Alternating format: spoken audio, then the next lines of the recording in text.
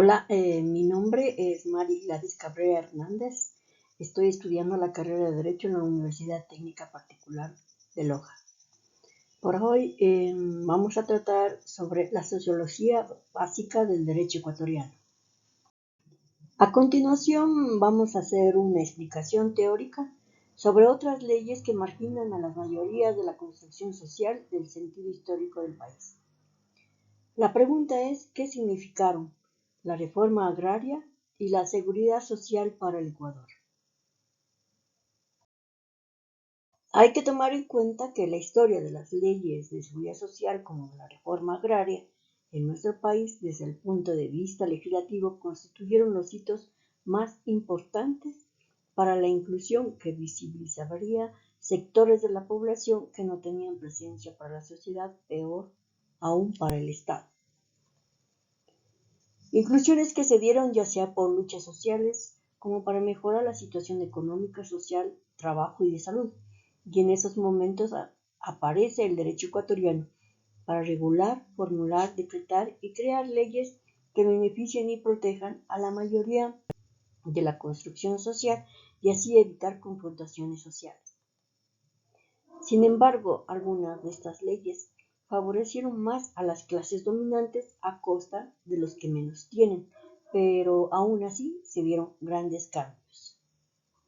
A continuación vamos a tratar sobre el tema de la seguridad social ecuatoriana. Un hito legislativo fue la creación del Seguro Social Ecuatoriano, cuya finalidad primordial es y fue garantizar el derecho a la salud pública, la asistencia médica, contingencias de enfermedad, invalidez, vejez, muerte, desempleo, entre otros. Servicios sociales para el bienestar de ciertos sectores de la población. Hay que destacar que esta política pública se basa en los principios de solidaridad, obligatoriedad, suficiencia y subsidiariedad. La Constitución ecuatoriana establece estos principios en el artículo 376. A continuación vamos a hablar sobre los aspectos más importantes sobre los antecedentes históricos de la seguridad social. Por ejemplo, con motivo del 10 de agosto de 1909 se realizó el primer Congreso Nacional Obrero en el que se demandó una legislación que contemplara la regulación de accidentes de trabajo, monto de los salarios, duración de la jornada laboral, derecho a asociarse en sindicatos y el establecimiento de casas de retiro para obreros inválidos. El proyecto más antiguo sobre seguridad social en el Ecuador fue la creación de la Caja Nacional de Jubilaciones y Pensiones en 1917.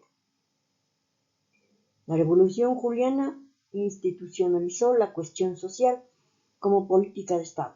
El gobierno de Ayora creó la Caja de Jubilaciones en Montepío, Retiro y Montepío Militares Ahorro y Cooperativa o Caja de Pensiones. Había nacido la seguridad social en el Ecuador en ese año. Después, en 1938 y años posteriores, se decretó el seguro social obligatorio. Se fomentó el seguro voluntario y ejercer el patronato del indio y del montubio. A este paso inicial se le sumaron otros. Se dictó la ley de jubilación obligatoria para empleados de banco, que luego se aplicó a otros empleados privados y se abrió la posibilidad de la afiliación voluntaria. Otros antecedentes históricos podemos decir que la seguridad social desde sus inicios, desde que comenzó, la Caja de Pensiones amparó empleados públicos, educadores, telegrafistas, personas de poder judicial, civiles, militares, bancarios y con beneficios de jubilación, Montepío y fundamento mortuorio. Además, se implementó el servicio médico al seguro social para enfermedad para los afiliados. Posteriormente se amplió para empleados privados y obreros. Incluso se sumaron las cuantías de prestaciones y beneficios. A partir de 1964 se dictó el seguro de riesgo de trabajo artesanal, profesional, los trabajadores domésticos y para el clero secular. A partir de 1967, la Constitución establece la seguridad social como obligación del Estado y estipula un régimen tripartito entre el Estado, los empleadores y los trabajadores. Se expidió en 1968 el Código de Seguridad Social, que planteaba la universalidad, solidaridad y obligatoriedad del régimen de seguridad social, planteamientos que no llegaron a reducirse en la práctica en ese año. En ese mismo año, con asesoría de la Organización Iberoamericana de Seguridad Social, se dio un plan piloto de seguro social campesino. Otro cambio muy importante que se dio en la seguridad social fue a partir de 1970, durante la dictadura de Velasco Ibarra, ya que sus fondos pasaron al Departamento Médico Social con la finalidad de iniciar la financiación de un seguro médico familiar. El mismo año se dispone la creación del Instituto Ecuatoriano de Seguridad Social, sustituyendo la Caja Nacional de Seguro. En resumidas cuentas, el Seguro Social ha tenido muchos cambios desde 1910 hasta la actualidad.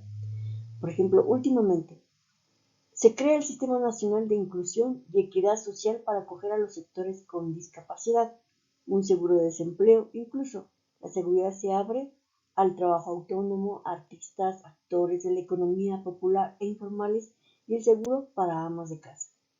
Hay que destacar que algo muy importante en la actualidad, que el derecho a la seguridad social es un acto irrenunciable. A continuación vamos a analizar el segundo tema sobre lo que es la ley agraria.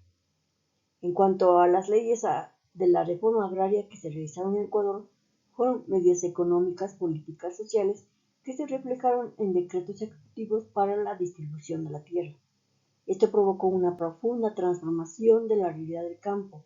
Sin embargo, según la historia, estas reformas favorecieron más a la burguesía y a los terratenientes. Las reformas se crearon para mejorar su producción, un reparto equitativo y mejorar las condiciones de vida del campesinado.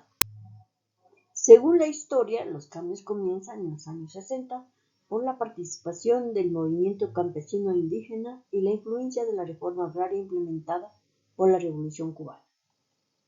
Estas influencias llevan a que el Ecuador considere la creación de una legislación agraria, la reforma agraria, el desarrollo rural, las relaciones interétnicas, el movimiento campesino y la democracia eran los ejes y referentes del debate y acción en lo que se refiere a todos los cambios de las reformas agrarias en nuestro país. Entre 1954 y 1974, la estructura agraria cambió en forma significativa. Se promulgaron 3 reformas agrarias. Hablaremos de la primera reforma agraria del Ecuador.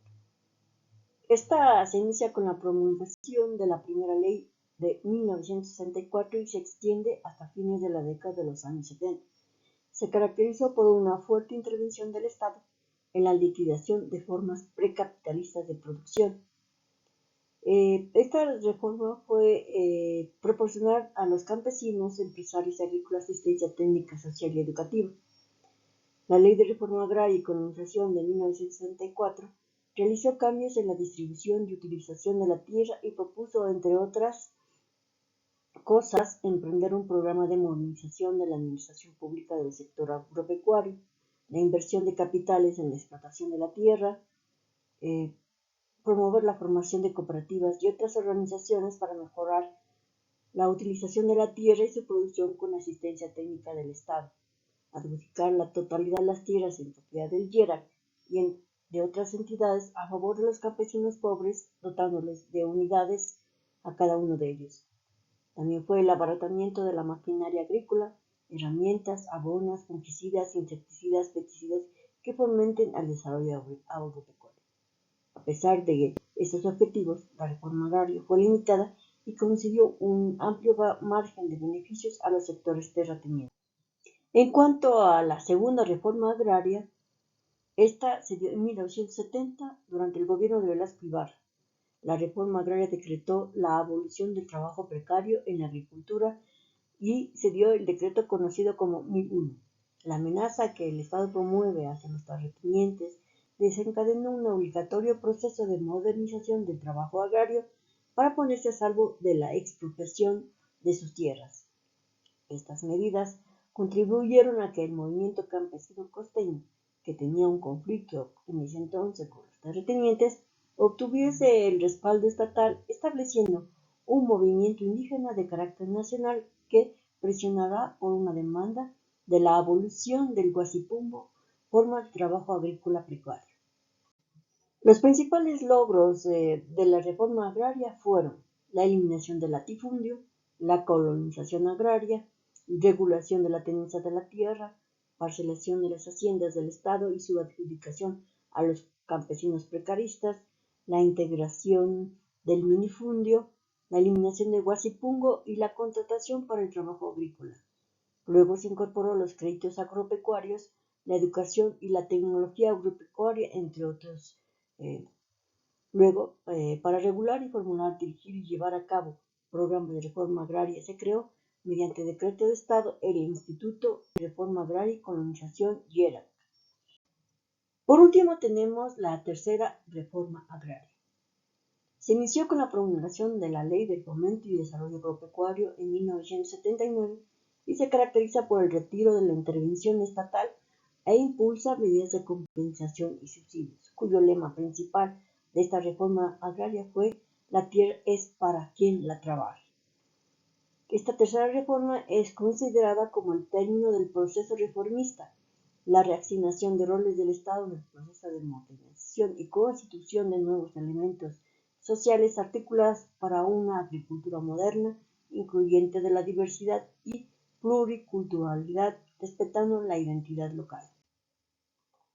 En conclusión, podríamos decir que en lo que se refiere a las reformas agrarias que se dieron en el Ecuador, marcaron cambios significativos económicos, culturales, políticos, sociales, que trajeron a colación los problemas del trabajo agrícola y la ocupación de la tierra en pocas manos.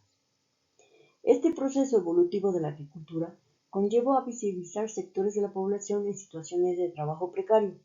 La tierra impuso la incorporación masiva del campesinado al proceso del desarrollo económico-social del país y la transformación de la tenencia de la tierra y su productividad. Por otra parte, en lo que se refiere a la seguridad social del Ecuador, ha amparado y ha incluido desde sus inicios a un sinnúmero de sectores de la población que en su momento dado lucharon por derechos fundamentales establecidos en la Constitución, como es el trabajo a la salud y un trabajo digno. Esta seguridad social es un sistema de protección contra los problemas en lo laboral y se financia por los aportes de los trabajadores y empleadores y Estado. Pero la pregunta es, ¿este sistema de seguridad cumple con los objetivos de proteger o es solo un sistema financiado que excluye a la población que requiere de ella?